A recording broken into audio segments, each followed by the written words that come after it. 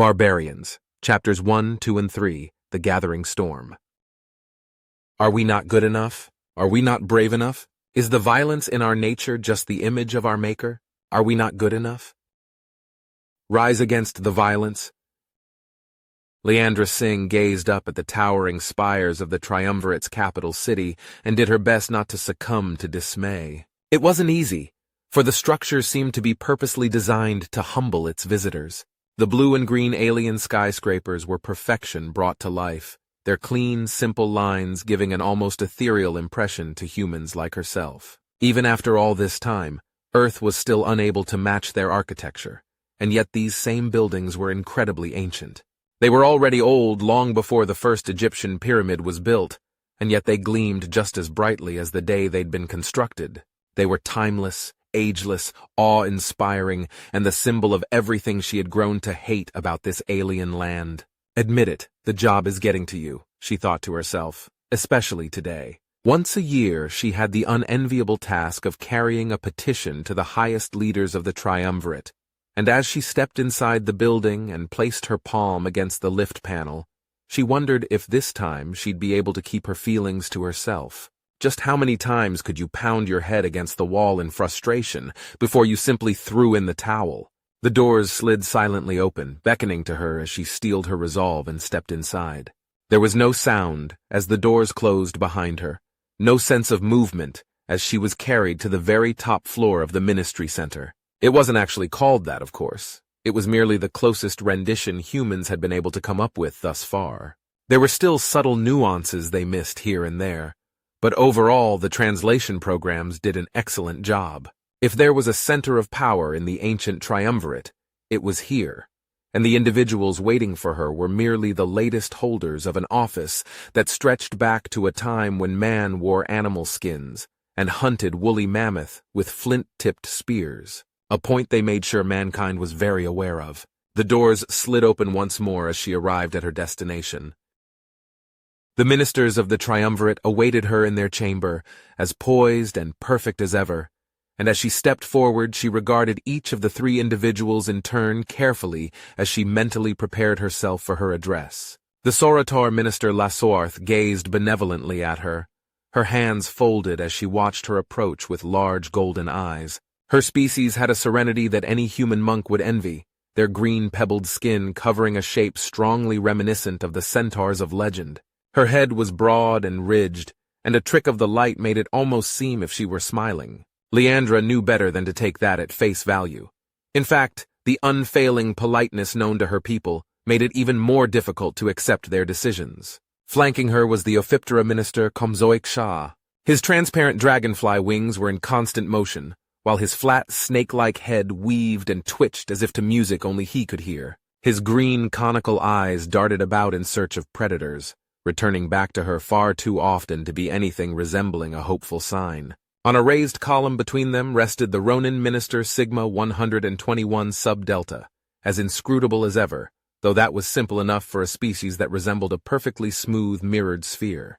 The artificial race had earned its name for the loss of their creators, disappeared millennia ago in some ancient disaster. Their mechanical servants had remained, undergoing their own form of evolution in the years that followed. Leandra came to a halt a respectful distance from the waiting ministers, her head bowed as she greeted them. Ministers, I bring before you a petition from the Governor-General of Earth, a request to modify our place in triumvirate society and government. Lasorth inclined her head, inviting her to come forward. We look forward to hearing your petition, Ambassador. Please proceed! She stepped forward, raising her head, the robes of her office swishing about her as began to speak. In the 90 years since our races first met, mankind has held a probationary status in the triumvirate. We understood your reasons, for we are a young race compared to each of yours. Humanity knew it had much to learn from you, and over the years we have striven to meet the benchmarks for advancement you have laid out for us. With your help, we have abolished war, ended poverty, and taken the first real steps towards the future our species has long dreamed of and feared would never come. Your guidance has taught us much, though at times the lessons were difficult to accept. And now we stand before you, a race united, asking humbly for the opportunity to stand beside you, not as supplicants, but as equals. Laswarth and Komzoiksha shared a brief glance, though it was, of course, impossible to discern the thoughts of Sigma 121 sub-delta. They'd danced this dance so many times before, and each knew the steps they were tasked to perform, yet despite it all, there was still a small part of her that desperately hoped this time it would be different. The Ophiptera's wings buzzed as he turned back to face her. Your people have indeed come far since we met so many years ago, and we are pleased with the progress you have made, and yet we feel that any change in your status would be premature at this time, since, as you said, you are still a young race. Any human trying to get that sentence out in a single breath would have been left gasping by the effort. But for the minister's race, it was simply the way they spoke, as yet again her hopes were dashed. May I ask why our petition has been denied? She asked carefully. Have we not met every criterion you have demanded of us? What else must we do to gain acceptance among your ranks? The Ronin minister's neutral-sounding and wholly artificial voice emanated from the column it rested on. It is illogical to grant your race increased status, Ambassador. There are still disturbing elements to your society that would make any such alteration ill-advised. Despite our best efforts, your people still show an unhealthy attachment to violence and self-destruction. Even though she'd known it was coming, hearing those words went down hard. Ministers, mankind has not fought a war in our living memory. Each child is screened from before birth for any genetic or biochemical markers that might signal a propensity for violence. We have made the mental health of our people every bit as important as their physical health, and we are monitored for any warning signs throughout our entire lives. So I ask you, ministers, what else must we do? All you say is true, Ambassador, Laswarth said gently. Yet your kind still actively seeks out violence as entertainment. This racial trait concerns us greatly, for why would any sane sapient embrace such an obviously unhealthy form of recreation? The guilds, she sighed inwardly. It always comes back to the guilds. Channeling mankind's more aggressive impulses into something peaceful had not been an easy task, and for those individuals who found traditional sports too tame for their liking, the guilds had been formed. With elements of both gaming and historical recreation, the guilds offered the masses an outlet that appealed to their baser instincts, and yet was about as dangerous as tiddlywinks. Battles were fought within the safe confines of computers, and the yearly finals drew as much, if not more, excitement as the World Cup. It was safe, it was harmless, and for the triumvirate, it was proof humans were just as bloodthirsty as they'd always been. Minister, I submit our choices of recreation should have no bearing on our petition, Leandra replied through a clenched jaw. There is no actual conflict and no one is harmed. It is mere competition, nothing more. Ambassador, what you see as a harmless activity we view as a symptom of some deeper pathology, which makes it impossible for us to grant your species the license it seeks. Though you should not be disheartened by this and use our criticisms not as denunciation but as a guide for self-improvement. Komzoiha managed to get out, as she fought to keep her own temper in check, which would only prove their point for them. Ministers, she finally managed to get out, we are not you. It is discriminatory to judge us by these kinds of arbitrary standards, standards written long ago, without taking into consideration our unique characteristics. If you simply give us a chance, we'd be honored to prove it to you. Even though she'd known the odds were slim of them granting Earth's petition, actually hearing the words out loud tore at her. As you yourself stated, humanity has indeed made great strides since our first encounter, Sigma 121 Sub-Delta said in measured tones. But you seek to claim a privilege you are not yet ready to wield. In time, it is our hope that you will be, but that day is not yet here.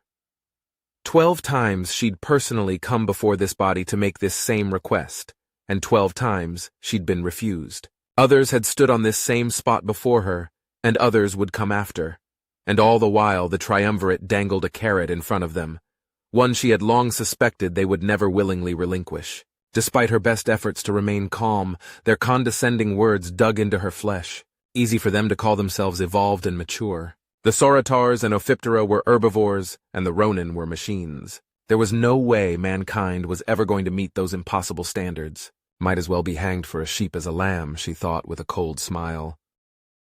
From the day we met, You've looked down at us, Leandra said with quiet fury. You've sneered at our savage nature, insinuated we're little more than half-evolved apes, and every time we've done as you asked, as you demanded, you've moved the goalposts. Laswarth and Komzoisha looked at her with sudden alarm, drawing back from her anger. You sit behind your planetary shields, safe and secure, and dare to judge us for having to claw our way out of the muck. And what have you become? A sneer appeared on her face, even though in some recess of her mind she knew she was feeding their fears. It didn't matter. She'd been bottling it up for far too long, and nothing was going to stop her from letting it out now. Stagnant, static, torpid. You haven't made a scientific advancement in 1,000 years, and you haven't colonized a new world in 3,000. Your population has been slowly declining for centuries, and yet here you sit, impugning us. Leandra knew she was busily talking herself right out of a job, but she no longer cared. It felt too damn good. You built yourselves a utopia, she charged on, as the ministers seemed to be searching for a means to escape her wrath. And you've pissed it away. We would give anything to have just the smallest piece of what you've built, and yet you still deny us any technology beyond the most basic. Just how long to expect us to be your whipping boy before we finally cry enough? Her chest heaved as she finally ran out of invective to hurl, her nostrils flaring and face flushed with adrenaline.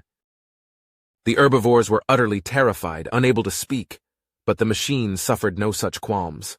Your outburst is the most convincing proof of all that your species is not yet ready, Sigma 121 Subdelta said calmly.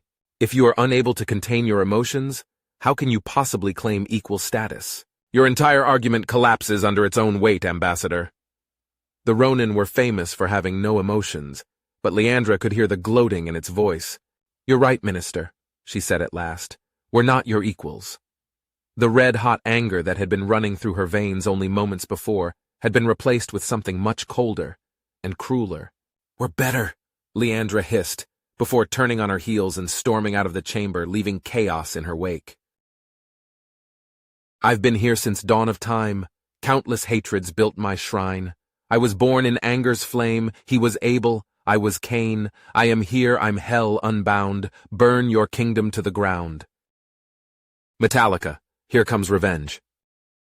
Acolyte Nasat knelt before the symbolic flame, his fore and hind legs tucked in close as he bowed his head in meditation. The Sorator faith was a simple one, focused on quiet contemplation, and for those that chose the ascetic life, their days were filled with seeking answers to the great truths from within. Did one choose their path, or did fate decide? Is reality something that can be measured, or is it merely an illusion? The internal debates that went to the core of their faith did not come easily to him, but he was determined to find the serenity he saw on the visages of the older monks. Is morality constant, Acolyte, or is it a reed in the wind? He heard behind him, pulling him out of his thoughts. Nasat turned to see the venerable Ishre regarding him with hooded eyes, as he struggled to answer the question. It is constant, honored venerable, he replied after a moment's reflection. A morality that bows to outside forces is not morality, but corruption. The elder monk drew himself up. Defend your position, he challenged. Nasat swallowed nervously. Morality is a doctrine that guides us, to help us choose good from evil, he said carefully. Good does not cease to be good simply because one's circumstances change, nor does evil cease to be evil. An outside force may demand otherwise, but that does not alter truth. He looked up hopefully, praying his answer was the correct one. The older monk smiled. Quite so, young acolyte. Truths are eternal and inviolable. They are the amassed wisdom of millennia, tested and proven again and again. To think otherwise based on a whim is corruption indeed. The young acolyte smiled in return, his hide rippling with the pleasure of his master's approval, when an odd thought entered his mind. Master, what if new data was found? Some new truth we had not known before? Could that alter morality? The venerable's smiled disappeared instantly. And what supposed truth do you think we have not yet discovered, young Nasat? Wiser minds than yours have searched for answers since the beginning of our history, and if such truth was waiting to be found, it would have already been found. He sniffed derisively at the still prostrate male, who immediately bowed his head once more. Forgive my impertinence, honored venerable, Nasat said quickly. I ask only because we are taught to question. Does that not mean there are still truths to be learned? You are taught to question to learn those truths, Ishre said coldly, to internalize them and make them your own, not to question the collective wisdom of all those who have gone before. Or do you believe you are more enlightened than they? Nasar's head bowed even deeper. Of course not, honored venerable, he whispered. The monk glared at him and then jerked his head towards the doorway. Assist in preparing the evening meal, he commanded, and while you do, reflect on your transgression. Yes, honored venerable, Nasat replied immediately, as he lumbered to his feet and scurried away before he incurred even more penalties. But as he made his way to the kitchens, his mind kept returning to the monk's reaction. He'd simply asked a question. Why was his reaction so severe? A soft chime announced an incoming call as Leandra looked up from the report she'd been perusing, only to blink in surprise when she spied the Governor-General's official seal on her screen. She took a brief moment to tuck an errant wisp of hair behind her ear and take a calming breath before pressing the accept button on the comm.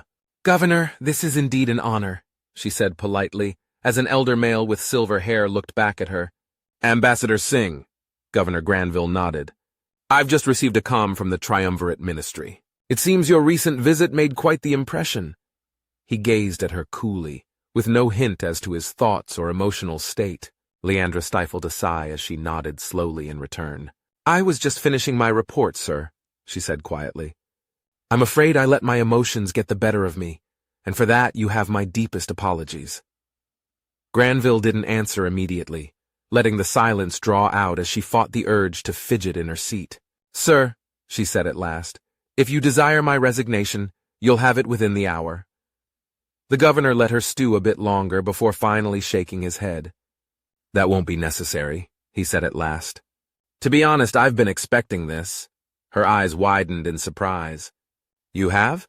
For some time now, in fact, he replied, as a ghost of a smile finally appeared on his face. Leandra, you've lasted longer as ambassador than any of your predecessors. Did you ever wonder why? The question caught her off guard, but as she turned it over in her mind, she found herself curious. Not until now, sir, she answered. I guess I'd always assumed they had simply moved on to other positions. They did, but that wasn't the reason why they all eventually resigned, Granville said with a shrug. Sooner or later they were all overwhelmed with the sheer futility of the post, he said apologetically. The Triumvirate hasn't budged a centimeter in 10,000 years on any subject. Even acknowledging us was a huge change in their policy, and it wouldn't have happened at all if we hadn't literally landed on their doorstep. The exploration vessel that stumbled onto the Triumvirate had suffered a mechanical failure and was forced to divert and make repairs. Earth would have found them sooner or later. The size and location of their region of space made that inevitable. But the first meeting was a complete accident. Leandra slowly nodded in agreement. Nothing ever changes with them. I make my petitions, and they ignore them. I guess I hadn't realized how deeply it was affecting me until this last meeting. I understand, the Governor-General replied. They can be downright infuriating at times, and if it wasn't for the technology they've shared, we would have walked away from the table years ago. He leaned forward, looking at her. I can offer you another post, perhaps a cabinet position on Zion? That's a very generous offer, sir, Leandra said in something of a daze. She'd been dreading this conversation, certain she would be facing his wrath. To discover he was anything but displeased with her was quite the reprieve. May I have some time to consider my options? Take all the time you need, he smiled. I need to start screening candidates for your replacement anyway. If you have any recommendations, of course I'd be happy to entertain them.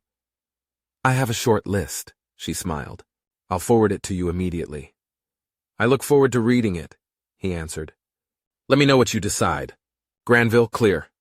The screen went blank as he ended the transmission. Leandra leaned back in her chair and fingered her necklace. It was certainly a tempting offer. As one of Earth's older colonies, Zion would be a step up, and a nice addition to her resume. It was a shame in some ways to leave the ambassador post, but the Governor-General was right. Nothing ever changed in the Triumvirate. A cold wind swept across the barren landscape, as a lone warrior made his way up the small hill to the place of skulls. His path was lined with the chieftains of 1,000 clans, each bearing a torch as they waited in silence. Though their technology had advanced steadily over the long, bitter years, this place was sacred.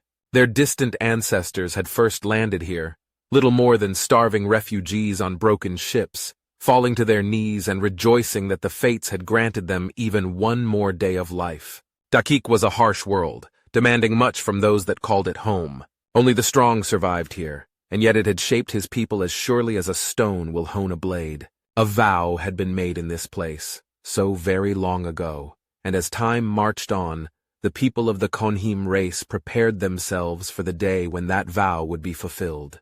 Diaksh Jiaj Guyaz reached the top of the craggy tor, and slowly turned to face the waiting horde.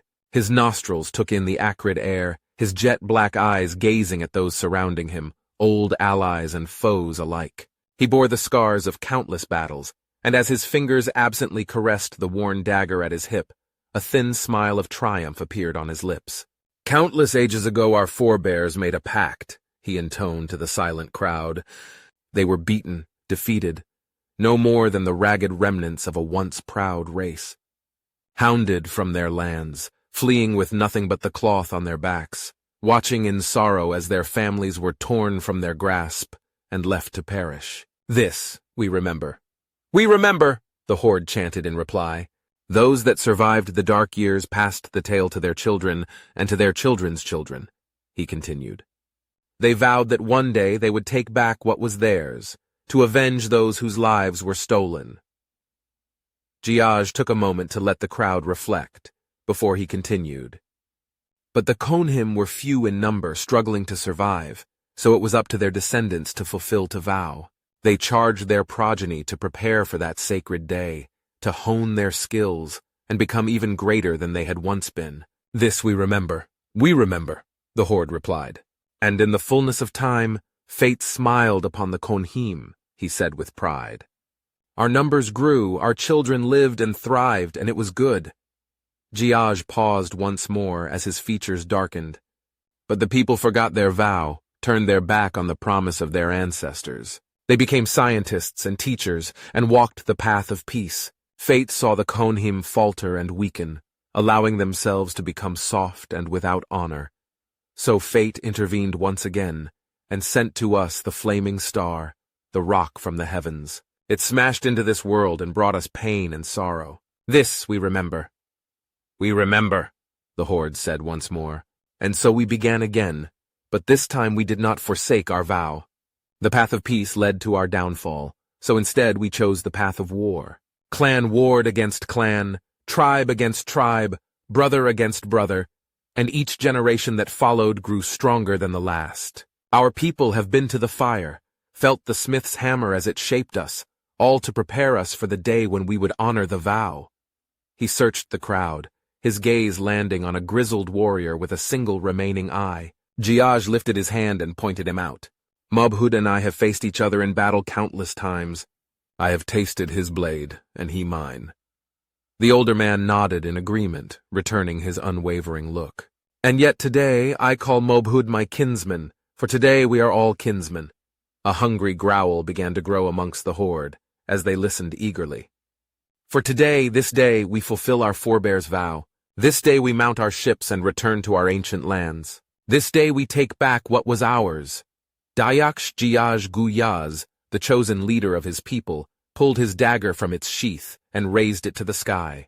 "This day who remind those that tried to destroy us that we have not forgotten our vow, for we remember. We remember." The horde screamed as they raised their own blades to the heavens, the howling winds carrying their promise across the land.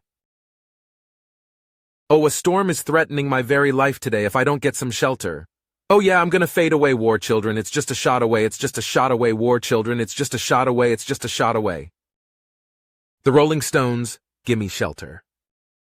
Phi Prime She 57 sent out a mental command to one of the positron collectors in stationary orbit over the microquasar, ordering it back to the storage facility.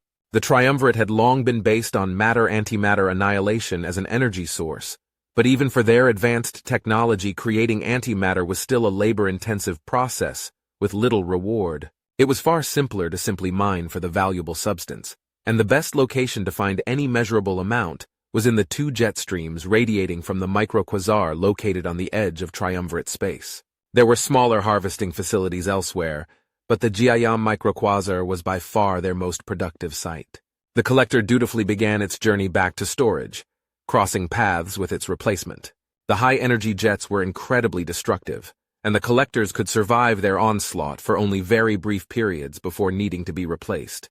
The entire operation was completely automated, with the exception of Phi Prime Xi 57, though given the nature of the Ronins that could be argued either way. It was far too hazardous an environment for mere flesh and blood, so by long tradition a rotating corps of Ronin assumed responsibility for the operation. The job required lightning-fast reflexes and attention to detail, areas in which the mechanical Ronin excelled. On rare occasions, it would transfer its sphere to one of the various automatons involved with the collection process to handle operations directly, but other than that, it was a tedious and routine assignment. A proximity alarm suddenly clamored for its attention. It was far too early for its replacement to be arriving on station, so Phi Prime Xi 57 diverted some of its attention to the signal. Multitasking was also one of its racial abilities, but when it examined the source of the signal more closely, it found itself at an unheard-of loss for words. A fleet of ships had been detected in the vicinity, and on closer inspection they were of a type completely unknown to the Triumvirate's databanks. A new race, perhaps? Phi Prime Xi 57 sincerely hoped that wasn't the case. Even though it had been almost a century since they had met the humans from Earth, they were still struggling to find a way to accommodate the fledgling species. There was a rather vocal minority, one that Phi Prime Xi 57 found itself in agreement with, that believed the Triumvirate would be much better off sending the humans packing. Their technology was primitive in the extreme, and their culture even more troubling. Their history of violence made them a poor fit in its opinion, but the minority faction had been overruled. These ships were definitely not Terran or Triumvirate, so that begged the question what they were, and what its response should be. Should it attempt a greeting? Gather data unobtrusively? Sadly, the one thing it could not do was send a message by comm back to the Ministry. The microquasar's emissions played merry havoc with the Ansible faster-than-light system, but it did have another method it could use. Phi Prime Xi 57 had a number of message drones available, but they would likely be detected by the unknown ships if they were sent back home. The system updated its information, and Phi Prime Xi 57 realized with an uneasy feeling that was a moot point. A number of the ships had broken off the main body and were now heading his way, and it realized grimly just how unlikely it was they were just dropping by for a friendly visit. First contact with the humans had been with a single ship, not an armada, and with that acknowledgement the decision became a simple one. It took less than a second to upload its sensor data into the message drone, and moments later its engine was brought online and sent roaring off to Triumvirate territory. Phi Prime Xi 57 watched in disbelief as one of the ships casually destroyed the drone less than 2 minutes later, killing it with an immensely powerful energy beam. 1,000 possible scenarios raced through its electronic mind, and sadly they all ended the same way. Still, there was something else it could try. Once again it uploaded its data, but this time it sent all its drones herring away, each in a different direction. It would be all but impossible for the alien fleet to intercept each and every one of them, ensuring that at least some of them would make it back. The alien fleet reacted instantly, its ships splitting off in pursuit. They must have guessed their purpose, and were determined that no message be sent back to the Ministry. More beams slashed out, and one by one the drones blinked out of existence, until the last one disappeared from its sensors. It took Phi Prime Xi 57 several seconds to accept what its sensors were saying. After all, at least one should have gotten through. That every single one of its drones were now destroyed shook its confidence to the core, and several more minutes ticked by before it attempted one final tactic of desperation. Focusing its comm system on the nearest vessel, it beamed a message on maximum gain. Unknown ship, this is Triumvirate Space. We are not a threat to you and request a chance to speak. Please respond. 20 minutes later, Phi Prime Xi 57 received a reply, as half a dozen ships blew it into component atoms. Leandra Singh stood on the balcony of the embassy, staring up at the sky. The sun had just finished setting, and as she gazed out over the alien city, the first stars began to appear, distorted as always by the planet's shield. She'd never really gotten used to the sight, and seeing them unfiltered once more was one of the things she looked forward to when she assumed her new post on Zion. No date had been set, as the candidates for her replacement were still being vetted, but she had every confidence that Governor General Granville would see it was handled quickly and efficiently. A polite cough behind her pulled her from her reverie, turning to spot her assistant Amadeo Rize holding a pad and wearing a polite smile. "Madam Ambassador, the latest update for Earth," he told her, indicating the tablet. She waved him over and took the device from his hands, giving it an almost cursory glance before affixing her signature and handing it back. "See that it goes out immediately," she told him, as she once again turned her sights to the alien sky. "Yes, ma'am," he nodded, tucking the tablet back under his arm. "Will there be anything else?" "No, not tonight," she answered before giving him a wry look. "It won't be long before you'll be breaking in a new ambassador," she said with a smirk. Reese chuckled. "I'm sure we'll find a way to muddle through, ma'am," he replied before pausing. "Madam Ambassador, may I be blunt?" he asked in suddenly serious tones. She looked at him quizzically. "Of course, Amadeo. What's on your mind?" The dark-haired man took a moment to respond. "Ma'am, I just wanted to say that it's been a pleasure serving with you, and that I understand why you've decided to move on. You may not want to hear this right now, but I believe you've done a lot of good during your tenure." Leandra snorted. "I didn't make so much as a dent, not after 12 years, she said derisively. "The Triumvirate have created their perfect little society, and absolutely nothing is allowed to rock the boat." Her features softened slightly as she regarded him. "But thank you for your kind words." "I beg to differ, ma'am," he said sincerely. "I believe the ministers were beginning to listen to you. They simply couldn't bring themselves to accept it." He shrugged, sparing a brief moment to glance into the sky. Their entire culture, their entire history for that matter, is wrapped around the central tenet they have created the perfect society. Their minds simply weren't able to accept any data that conflicted with that. He spread his hands out in an almost Gallic gesture, before cocking his head in curiosity. "You know, something has always puzzled me." "Oh? What's that?" Leandra asked him. He pointed up at the night sky, at the odd greenish overcast at the distorted stars. "Their planetary shields. Why do they even need them? Are they that fearful of meteorites?" She paused for a moment before looking back up as well. "You know, we've never really gotten a good answer to that," she admitted. "They've been there so long, I'm not sure they even remember why they were created in the first place." Amadeo chuckled. "They're hardly alone in that. Did you ever hear the story about the flower of Catherine the Great?" Leandra stared at him in confusion. "A flower?" "No, I don't think so." His grin grew wider. According to the legend, Otto von Bismarck was visiting the Tsar's summer palace in St. Petersburg, while serving as the Prussian ambassador. One day he happened to notice a guard standing watch in the middle of a meadow. Being a military officer, he knew there was no reason for a sentry to be posted in that spot, so he made inquiries, and everyone he asked said the same thing. "We have always had a guard posted there." His eyes twinkled with delight as he waited for her reaction. The ambassador tried to play it off, but finally curiosity got the better of her. "All right, I'll bite. Why was a guard posted in the middle of a meadow?" Her assistant chuckled once again. They finally managed to track down an old pensioner, who recalled a story told to him by his father when he was a boy. It seemed that Catherine the Great was on a walk one day when she spotted a daffodil, the first one that spring. She ordered a guard posted there so no one would trample it. He paused for dramatic effect. 100 years earlier. She stared at him in disbelief, before a giggle broke free. The more she tried to stifle it, the worse it got, until finally there were tears in her eyes as she staggered against the railing in fits of laughter. Amadeo laughed right along with her until she was able to get herself back under control again. "Oh, that's perfect," she snickered. "Do you think it's actually true?" Reese grinned once more. "I don't know. I hope it is. There's something about the sheer absurdity of it that appeals to my belief in the perverse nature of the universe." Leandra wiped her eyes, before placing a hand on his arm. "Thank you," she told him. "I needed that." "Any time, Madam Ambassador," he smiled, holding up the tablet. "I'll send this out immediately." Amadeo gave her a brief, polite bow. "Good night, ma'am." "Good night," she replied as he disappeared back the way he'd came, leaving her alone with her thoughts once more. Part of her would miss this place, she was forced to admit, but she was already looking forward to the views of Zion. Diaksh Giaj Guyaz stood on the bridge of the flagship Oathkeeper, filled with pride as he looked out at the fleet.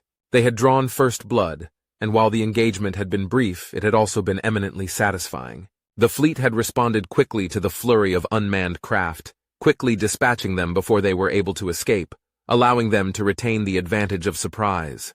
They would not be able to keep their presence a secret forever, of course, but as long as they could, he had every intention of using it to maximum effect. He could sneak into the enemy's camp like a thief in the night, hitting one isolated outpost after another, but the warrior within rejected that option immediately.